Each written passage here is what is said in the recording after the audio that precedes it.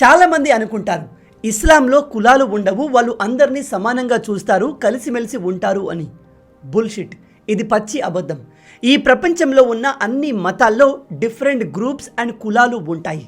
ఇస్లాంలో కూడా అనేక కులాలు ఉన్నాయి. వీళ్ళలో కూడా ఒకరిపై ఒకరు డిస్క్రిమినేషన్ చూపిస్తారు. ఈ టాపిక్ పైన నేను ఆల్రెడీ ఒక వీడియో చేశాను. దీని లింక్ కింద డిస్క్రిప్షన్లో ఇస్తాను, వెళ్ళి చూడండి.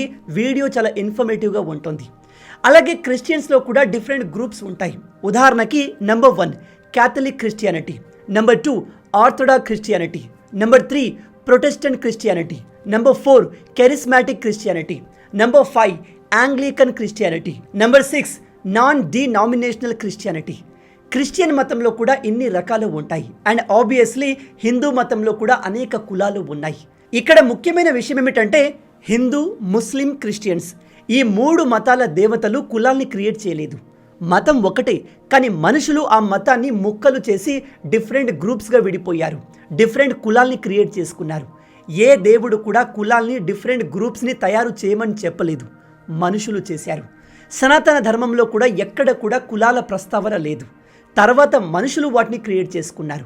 ఎనీవే, ఇక మన టాపిక్ విషయానికి వస్తే, రీసెంట్గా పాకిస్తాన్లోని మోస్ట్ పవర్ఫుల్ పర్సన్ అండ్ అక్కడి ఆర్మీ లీడర్ అయిన ఆసిమ్ మునీర్ తన మిలిటరీ హెడ్ క్వార్టర్లో ఒక మీటింగ్లో కాంట్రవర్షియల్ స్టేట్మెంట్ ఇచ్చాడు. మీ అందరికీ తెలుసు, పాకిస్తాన్లో ఉన్న షియా ముస్లింలు ఇరాన్ కోసం ప్రొటెస్ట్ చేస్తున్నారు. పాకిస్తాన్ దేశం ప్రో అమెరికాగా బిహేవ్ చేస్తుంది అని వాళ్ళు క్రిటిసైజ్ చేస్తున్నారు. దాన్ని అడ్రస్ చేస్తూ ఈ ఆసిమ్ మునీర్ గాడు షియా ముస్లింలకు, మీరు పాకిస్తాన్లో ఉండి ఇరాన్ కోసం ప్రొటెస్ట్ చేయడం ఆపండి, మీకు ఇరాన్ పైన అంతగా ఇష్టం ఉంటే పాకిస్తాన్ వదిలి ఆ దేశానికి వెళ్ళిపోండి అని ఈ స్టేట్మెంట్ ఇచ్చాడు. ఈ స్టేట్మెంట్ షియా ముస్లిం కమ్యూనిటీని బాగా హర్ట్ చేసింది. ముందుగా మీరు కొన్ని ఇంపార్టెంట్ విషయాలు తెలుసుకోవాలి. ప్రజెంట్ పాకిస్తాన్లో 99% మొత్తం ముస్లిమ్సే ఉంటారు. అయితే ఈ ముస్లింలో కూడా 2 గ్రూప్స్ ఉన్నాయి. దాదాపు 85% ఈ దేశంలో సున్నీ ముస్లింలు ఉంటారు, ఇంకో 15% షియా ముస్లింలు ఉంటారు. నిజానికి ఈ దేశంలో 1947 సమయంలో 10% హిందువులు ఉండేవారు. ఆ హిందువులను అక్కడి ముస్లింలంతా కలిసి అనేక రకాలుగా టార్చర్ చేసి చాలామందిని చంపేశారు. మిగిలిన వారిని తమ మతంలోకి బలవంతంగా కన్వర్ట్ చేసుకున్నారు. వన్స్ హిందూ మతం అయిపోయాక ఇప్పుడు వాళ్ళలో వాళ్ళే కొట్టుకు చేస్తున్నారు. అయితే ప్రజెంట్ పాకిస్తాన్లో మెజారిటీగా ఉన్న సున్నీ ముస్లింలు మైనారిటీగా ఉన్న షియా ముస్లిమ్స్ని టార్గెట్ చేస్తున్నారు. అందుకే మీరు గమనించండి, పాకిస్తాన్లో జరిగే మ్యాక్సిమం బాంబు పేలుళ్ళు షియా ముస్లిం మసీదులపైన జరుగుతాయి. ఎస్, వీళ్ళ మసీదులు కూడా వేరువేరుగా ఉంటాయి. షియా మసీదులు వేరు, సున్నీ మసీదులు వేరు. వీళ్ళు ఒకరినొకరు హేట్ చేసుకుంటారు. దేవుడు ఒక్కడే అయినా కూడా వీళ్ళు గ్రూపులుగా డివైడ్ అయి తన్నుకుంటారు, ఎందుకంటే వాళ్ళ మైండ్ సెట్ అలాంటిది. అదే ఇరాన్ విషయానికి వస్తే కంప్లీట్ అపోజిట్గా ఉంటుంది. ఇరాన్లో 85% షియా ముస్లింలు ఉంటారు, 15% సున్నీ ముస్లింలు ఉంటారు. అందుకే ఇప్పుడు పాకిస్తాన్లో ఉన్న షియా ముస్లింలు ఈ యుద్ధంలో ఇరాన్ని సపోర్ట్ చేస్తున్నారు. కానీ పాకిస్తాన్ ఏమో అమెరికా చెప్పు చేతల్లో ఉండే దేశం కాబట్టి ఈ యుద్ధంలో పాకిస్తాన్ ప్రో అమెరికాగా బిహేవ్ చేస్తోంది. అందుకే ఆసిమ్ మునీర్ తమ దేశంలో ఉన్న షియా ముస్లింలను, మీరు పాకిస్తాన్లో ఉండాలి అంటే ఈ దేశ నిర్ణయాలను గౌరవించాలి, లేదా మీరు ఇరాన్కి వెళ్ళిపోండి అని వార్నింగ్ ఇచ్చాడు. దేశంలోనే most powerful person and military మొత్తానికి లీడర్ అయిన ఇతను ఈ స్టేట్మెంట్ ఇవ్వడం చాలా డేంజరస్. ఎందుకంటే పాకిస్తాన్లో షియా ముస్లింలు తక్కువగా ఉన్నప్పటికీ వీళ్ళు ఆ దేశ అభివృద్ధిలో ప్రధానమైన పాత్ర పోషిస్తున్నారు. పాకిస్తాన్ ఎక్కడ అభివృద్ధి చెందింది అని మీకు అనిపించవచ్చు, నిజమే, అదొక అడుక్కు తినే దేశం. బట్ స్టిల్ వాళ్ళు సర్వైవ్ అవుతున్నారు అంటే దానికి మేజర్ కారణం అక్కడ ఉన్న షియా ముస్లింలు. ఎందుకంటే షియా ముస్లిం పర్సంటేజ్ తక్కువగా ఉన్నప్పటికీ పాకిస్తాన్లో మెజారిటీ డాక్టర్లు, ఇంటలెక్చువల్స్ అండ్ లాయర్లు షియా ముస్లింలే ఉంటారు. అయితే ఈ పాకిస్తాన్ ఈ అమెరికా ఇరాన్ యుద్ధంలో అమెరికాకు ఎందుకు సపోర్ట్ చేస్తుంది అంటే వాళ్ళకు వేరే ఆప్షన్ లేదు. వాళ్ళు మన ఇండియా లాగా ఈ యుద్ధంలో న్యూట్రల్గా ఉండలేరు. ఈ యుద్ధంలో న్యూట్రల్గా ఎవరు ఉంటున్నారో తెలుసా? ఇండిపెండెంట్గా ఉండే దేశాలు, ఇతర దేశాల చేతిలో పప్పెట్గా లేని దేశాలు న్యూట్రల్గా ఉంటున్నాయి. ఉదాహరణకి చైనా, రష్యా అండ్ మన ఇండియా ఈ యుద్ధంలో ఎవరికి సపోర్ట్ చేస్తూ స్టేట్మెంట్ ఇవ్వలేదు. అఫ్కోర్స్ చైనా అండ్ రష్యాలు ఇరాన్కి బ్యాక్గ్రౌండ్లో శత్రువుల లొకేషన్స్ని ఐడెంటిఫై చేయడానికి తమ శాటిలైట్ యాక్సెస్ని ఇచ్చాయి, కానీ దీన్ని వాళ్ళు అఫీషియల్గా ప్రకటించలేదు. కానీ పాకిస్తాన్ ప్రాబ్లం ఏమిటంటే వీళ్ళు లాస్ట్ ఇయర్ సౌదీ అరేబియాతో ఒక డిఫెన్స్ అగ్రిమెంట్ చేసుకున్నారు. దాని ప్రకారం సౌదీ అరేబియా పైన దాడి చేస్తే పాకిస్తాన్ పైన దాడి చేసినట్టు. ఇప్పుడు ఇరాన్ వరుసగా సౌదీ అరేబియా పైన దాడులు చేస్తుంది. అందుకే పాకిస్తాన్ ఇందులో ఇన్వాల్వ్ అవ్వక తప్పదు. అందుకే ఈ చిల్లర పాకిస్తాన్ ఇప్పుడు ఇరాన్కి వార్నింగ్ ఇస్తుంది. ఏమని? ఇరాన్, మీరు సౌదీ అరేబియా పైన దాడి చేస్తే మా పాకిస్తాన్ ఆర్మీ యాక్టివేట్ అవుతుంది, కాబట్టి సౌదీ అరేబియాను మీరు టచ్ చేయకండి అని చెప్తున్నారు. మరి వీళ్ళ వార్నింగ్కి ఇరాన్ భయపడిందా అంటే నో, ఇరాన్ అసలు పాకిస్తాన్ని పట్టించుకోవట్లేదు.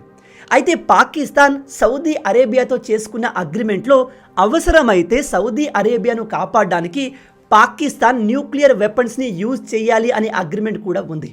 ఈ విషయాన్ని రీసెంట్గా సౌదీ అరేబియాకు చెందిన ఒక లీడర్ రివీల్ చేశాడు. We have this agreement right now with Pakistan.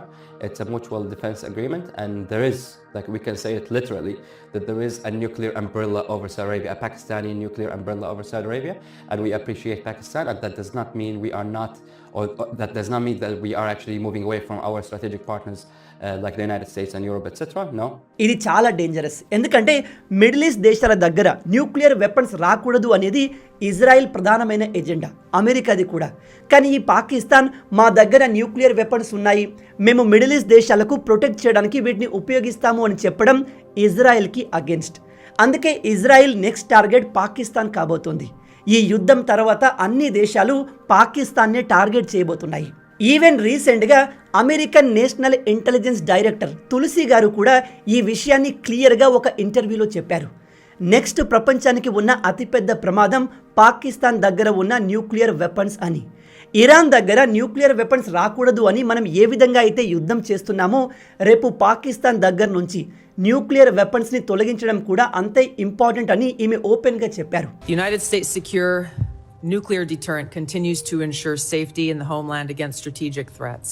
However, the intelligence community assesses that Russia, China, North Korea, Iran, and Pakistan have been researching and developing an array of novel. Pakistan's long-range ballistic missile development potentially could include ICBMs with a range capable of striking the homeland.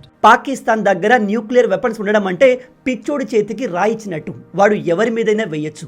Israel prime minister Benjamin Netanyahu కూడా పాకిస్తాన్ని ఉద్దేశించి ఇలాంటి statement ఎప్పుడో ఇచ్చాడు. The greatest mission that we have is to prevent a militant Islamic regime from meeting up with nuclear weapons or from nuclear weapons meeting up with a militant Islamic regime. The first is called Iran, the second is called Pakistan, because if these radical regimes have nuclear weapons, they will not obey the rules that have been obeyed in the last. But పాకిస్తాన్ని ఇప్పుడు ఎందుకు వదిలేస్తున్నారు అంటే present వీళ్ళు America చెప్పు చేతల్లో ఉన్నారు, America చెప్పినట్టుగా వింటున్నారు. అందుకే ఇప్పటికైతే పాకిస్తాన్ని టార్గెట్ చేయట్లేదు. కానీ భవిష్యత్తులో పాకిస్తాన్ పరిస్థితి ఇరాన్ కన్నా వరస్ట్గా మారబోతుంది. ఇప్పటికైతే ఈ పాకిస్తాన్ అమెరికా చెప్పు చేతల్లో ఉంది కాబట్టి వీళ్ళు ఈ యుద్ధంలో అమెరికాను సపోర్ట్ చేస్తున్నారు. అందుకే ఈ ఆసిమ్ మునీర్ గాడు తమ దేశంలోని షియా ముస్లిం లీడర్స్ అందరినీ ఒక దగ్గర గ్యాదర్ చేసి వార్నింగ్ ఇచ్చాడు. మీరు పాకిస్తాన్లో ఉంటున్నారు కాబట్టి పాకిస్తాన్ పైన ఫోకస్ చేయండి, పాకిస్తాన్ అభివృద్ధి కోసం పనిచేయండి. ఈ దేశంలో ఉండి ఇరాన్ కోసం ప్రొటెస్ట్ చేస్తే ఎవ్వరిని వదిలిపెట్టను. మీకు ఇరాన్ పైన అంత ప్రేమ ఉంటే ఇప్పుడే ఈ దేశం వదిలి ఇరాన్కి వెళ్ళిపోండి అని చెప్పాడు. నిజం చెప్తున్నాను, ఈ స్టేట్మెంట్ తర్వాత పాకిస్తాన్ మరింత డివైడ్ అవుతుంది. ఆల్రెడీ పాకిస్తాన్లో షియా సున్నీ గొడవలు జరుగుతున్నాయి. ఈ స్టేట్మెంట్ తర్వాత ఈ గొడవలు మరింత పెరుగుతాయి. పాకిస్తాన్ ఆల్రెడీ జియోగ్రఫికల్లీ ముక్కలు కావడానికి రెడీగా ఉంది. ఒకవైపు బలూచిస్తాన్లు సెపరేట్ దేశం కోసం పోరాడుతున్నారు, మరోవైపు ఖైబర్ పఖ్తుంఖ్వా ఆఫ్ఘనిస్తాన్లో కలిసిపోవడానికి రెడీగా ఉంది. అండ్ కింద ఉన్న సింధు ప్రజలు మాకు కావలసిన నీటిని విడుదల చేయట్లేదు అని గవర్నమెంట్కి అగెన్స్ట్గా ప్రొటెస్ట్ చేస్తున్నారు. ఇలాంటి సమయంలో ఈ ఆసిమ్ మునీర్ గాడు ఈ స్టేట్మెంట్ ఇవ్వడం ఆ దేశాన్ని మరింత అన్స్టేబుల్ చేస్తుంది. మీరు నమ్మరు, ప్రజెంట్ అమెరికా పాకిస్తాన్ని ఎంతగా కంట్రోల్ చేస్తుంది అంటే ఈ ఆసిమ్ మునీర్ ట్రంప్ చేతిలో ఒక పప్పెట్ లాగా మారిపోయాడు. ఇప్పుడు అమెరికా దగ్గర చాలా క్లియర్గా ఒక ఆప్షన్ ఉంది. వాళ్ళు పాకిస్తాన్ని యూజ్ చేసి ఇరాన్ పైన వరుసగా దాడులు చేయగలరు. కానీ ఆ ఆప్షన్ని ట్రంప్ కావాలని ఇప్పుడు యూజ్ చేయట్లేదు. ఒకవేళ ఈ యుద్ధం మరింత పెరిగితే ఇరాన్ని కంప్లీట్గా కంట్రోల్ చేయడానికి పాకిస్తాన్ని కూడా అమెరికా వాడుకుంటుంది. ఈ యుద్ధంలో పాకిస్తాన్ బలవంతంగా ఎంటర్ అవ్వాల్సి ఉంటుంది, వాళ్ళకు వేరే ఆప్షన్ లేదు. మరి ఇవన్నీ ఇండియాను ఏ విధంగా ఇంపాక్ట్ చేస్తాయి అనే విషయానికి వస్తే మన భారత్ పైన చాలా ఇంపాక్ట్ ఉంటుంది. నిజం చెప్పాలంటే ఇది మనం పీఓకేని తిరిగి తీసుకోవడానికి ఇదే ఒక గోల్డెన్ ఆపర్చునిటీ. మీ అందరికీ తెలుసు, ఈ పాకిస్తాన్ మన జమ్మూ కాశ్మీర్ అండ్ లదాఖ్లోని కొంత భాగాన్ని ఆక్యుపై చేసుకుని ఉంది. అదే పీఓకే, పాకిస్తాన్ ఆక్యుపైడ్ కాశ్మీర్. దీన్ని పాకిస్తాన్ గిల్గిట్ బాల్టిస్తాన్ అని పిలుస్తుంది. కానీ ఈ ప్రాంతం మొత్తం మన దేశంలోని ఒక భాగం. మహానుభావుడు జవహర్లాల్ నెహ్రూ పుణ్యమా అని మనం ఈ ప్రాంతం మొత్తాన్ని పాకిస్తాన్కి కోల్పోయాము. కానీ ఇప్పుడు ఈ ప్రాంతాన్ని తిరిగి మన దేశంలోకి కలుపుకోవడానికి ఒక సువర్ణ అవకాశం. ఇలా ఎందుకు చెప్తున్నాను అంటే, ఇప్పుడు ఈ ఆసిమ్ మునీర్ గాడు వాళ్ళ దేశంలోని షియా ముస్లింలకు అగెన్స్ట్గా స్టేట్మెంట్ ఇస్తున్నాడు. కానీ ఇక్కడ ఇంట్రెస్టింగ్ విషయం ఏమిటంటే, ఈ పీఓకేలో ఉన్న ముస్లిమ్స్లో 50% ముస్లింలు షియా ముస్లింలే ఉన్నారు. ఆల్రెడీ ఈ ప్రాంతంలోని ప్రజలు అక్కడి ప్రభుత్వానికి అగెన్స్ట్గా ప్రొటెస్ట్లు చేస్తున్నారు. ఈ ప్రాంతాన్ని పాకిస్తాన్ పట్టించుకోవట్లేదు, ఏమాత్రం డెవలప్ చేయట్లేదు అని. అలా ఎందుకు అంటే, ఈ పాకిస్తాన్కి ఆల్రెడీ తెలుసు, ఇవ్వాల కాకపోతే రేపు భవిష్యత్తులో పవర్ఫుల్గా మారిన ఇండియా ఖచ్చితంగా తమ ప్రాంతాన్ని వెనక్కి తీసుకుంటుంది అని. అందుకే ఈ చిల్లరగాళ్ళు ఈ ప్రాంతాన్ని పెద్దగా డెవలప్ చేయట్లేదు. ఈ విషయాన్ని ఆ ప్రాంతంలోని ప్రజలు కూడా గమనించి ప్రో ఇండియాగా మెల్లమెల్లగా మారుతున్నారు. ఆల్రెడీ మమ్మల్ని ఇండియాలో కలిపేయండి, మేము ఇండియాతో కలవడానికి రెడీగా ఉన్నాము అని నినాదాలు ఈ ప్రాంతంలో వినబడుతున్నాయి. అండ్ ఇప్పుడు ఇక్కడ ఉన్న షియా ముస్లింలు కూడా పాకిస్తాన్ ప్రభుత్వం అండ్ మిలిటరీకి అగెన్స్ట్గా మారుతున్నారు. కాబట్టి దీన్ని ఆపర్చునిటీగా తీసుకొని మనం ఈ ప్రాంతం మొత్తాన్ని తిరిగి తీసుకోవచ్చు. పైగా ఈ టైంలో అమెరికా ఇరాన్ యుద్ధంలో బిజీగా ఉంది. చైనా ఏమో తైవాన్ పైన అటాక్ చేయడానికి సిద్ధమవుతుంది. యూరోపియన్ దేశాలన్నీ కూడా ఇప్పుడు ఇరాన్ యుద్ధంలో ఎంటర్ అయ్యేందుకు ప్రయత్నాలు చేస్తున్నాయి. అందరూ ఎవరి పనుల్లో వాళ్ళు బిజీగా ఉన్నారు. కాబట్టి ఈ సమయంలో మనం సైలెంట్గా మన ప్రాంతాన్ని పాకిస్తాన్ అండర్ నుంచి తిరిగి తీసుకుంటే బెటర్. ఇంతకన్నా మంచి అవకాశం ఉండదు. బ్రదర్, ఈ పీఓకేని మనం తిరిగి తీసుకుంటే మనకేమైనా బెనిఫిట్ ఉందా అనే డౌట్ మీలో చాలామందికి రావచ్చు.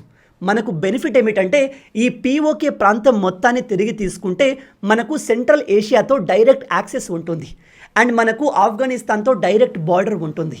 ఇంకో మెయిన్ అడ్వాంటేజ్ ఏమిటంటే, మనం పాకిస్తాన్ అండ్ చైనా రొమాన్స్ని బ్రేక్ చేయవచ్చు. ఎందుకంటే చైనా సిపెక్ ప్రాజెక్ట్ ద్వారా పాకిస్తాన్తో బాగా కనెక్ట్ అయ్యింది. పాకిస్తాన్కి చైనా మన ఇండియాకు అగెన్స్ట్గా పోరాడేందుకు వెపన్స్ అన్నిటినీ ఈ మార్గం ద్వారానే సరఫరా చేస్తుంది. ఈ ప్రాజెక్ట్ అండర్లో చైనా పాకిస్తాన్ మధ్య అనేక రోడ్లను కన్స్ట్రక్ట్ చేశారు. ఇవన్నీ కూడా పీఓకే నుంచే వెళ్తాయి. సో వన్స్ మనం ఈ ప్రాంతాన్ని ఆక్యుపై చేసుకుంటే చైనా పాకిస్తాన్ కనెక్షన్ మొత్తాన్ని బ్రేక్ చేయవచ్చు.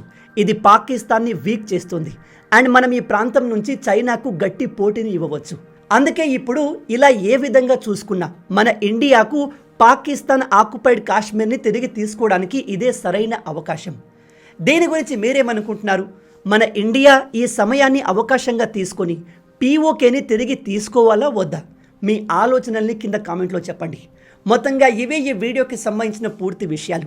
ఈ వీడియో మీకు నచ్చింది అనుకుంటున్నాను. నచ్చితే అలా ఊరికే చూసిపోకుండా వీడియోని లైక్ చేయండి. మన తెలుగు యువతను ఎంత వీలైతే అంత దేశభక్తులుగా మార్చాలి అనే మిషన్తో పనిచేస్తున్నాము. మన ఛానల్ని సబ్స్క్రైబ్ చేసుకొని ఆ మిషన్లో మీరు భాగం అవ్వండి. రాబోయే వీడియోలో ఇంకో ఇంట్రెస్టింగ్ టాపిక్తో మళ్ళీ కలుద్దాం. అంటిల్ దెన్, జై హింద్, జై భారత్, భారత్ మాతాకి జై.